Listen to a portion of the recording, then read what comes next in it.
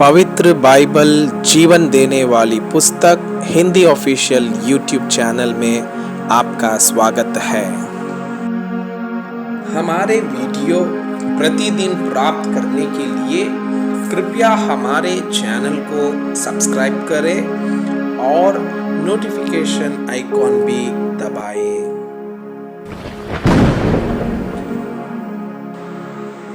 आज का पवित्र बाइबल पाठ दूसरा इतिहास के पुस्तक अध्याय 13। यारोबाम के साथ अबिया का युद्ध। यारोबाम के 18वें वर्ष में अबिया यहूदा पर राज्य करने लगा। वो 3 वर्ष तक यरूशलेम में राज्य करता रहा। उसकी माता का नाम मिकाया था, जो गीबावासी ऊरिएल की बेटी थी। फिर अबिया और यारोबाम के बीच में लड़ाई हुई।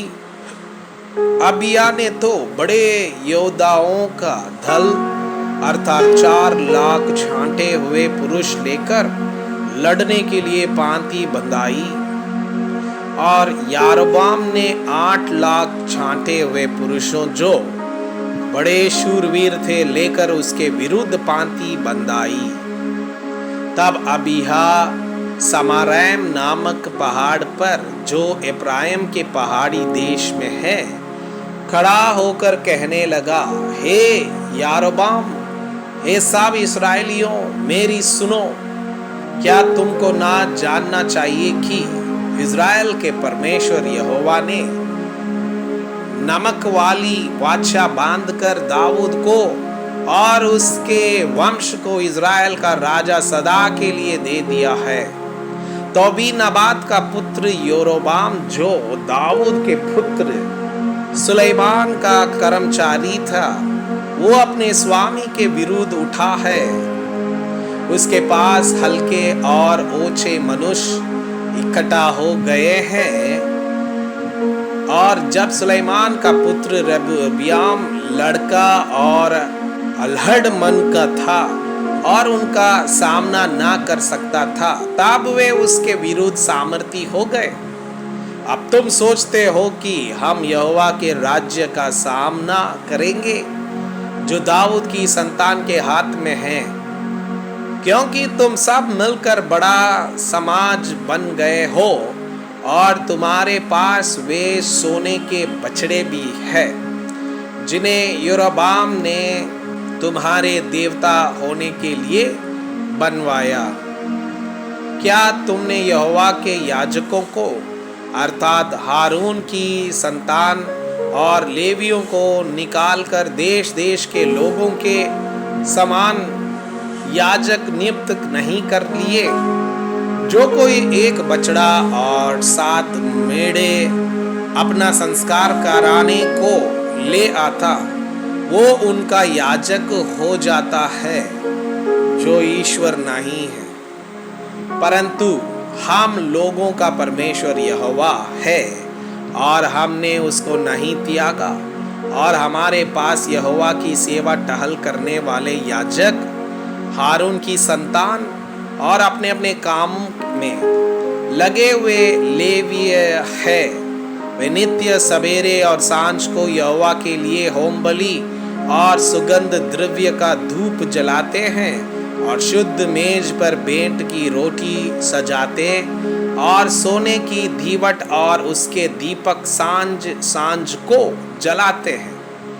हमको अपने परमेश्वर यहोवा की आज्ञाओं को मानते रहते हैं, परंतु तुमने उसको त्याग दिया है। देखो, हमारे संग हमारा प्रधान परमेश्वर है और उसके याजक तुम्हारे विरुद्ध श्वास बांधकर फूंकने को तरकियां लिए हुए भी हमारे साथ है। हे इस्राएलियों, अपने पूर्वजों के परमेश्वर यहोवा से मत लड़ो, क्योंकि तुम सफल ना होंगे। परंतु यारोबाम ने घातकों को उनके पीछे भेज दिया। वे तो यहूदा के सामने थे और घातक उनके पीछे थे। जब यहूदियों ने पीछे मुंह फेरा तो देखा कि हमारे आगे और पीछे दोनों ओर से लड़ाई होने वाली है। तब उन्होंने यहोवा की दुहाई दी और याजक तुर्कियों को फूंकने लगे। तब यहूदी पुरुषों ने जय जयकार किया, और जब यहूदी पुरुषों ने जय जयकार किया तो परमेश्वर ने अबिय्या और यहूदा के सामने यारोबाम और सारे इस्राएलियों को मारा। तब इस्राएली यहूदा के सामने से भागे और परमेश्वर ने उन्हें उनके हाथ में कर दिए। अबिय्या और उसकी प्रजा ने उन्हें बड़ी मार से मारा, यहाँ तक कि इज़राइल में से 5 लाख छांटे हुए पुरुष मारे गए। उस समय तो इज़राइली दब गए और यहूदी इस कारण प्रबल हुए कि उन्होंने अपने पितरों के परमेश्वर यहोवा पर भरोसा रखा था।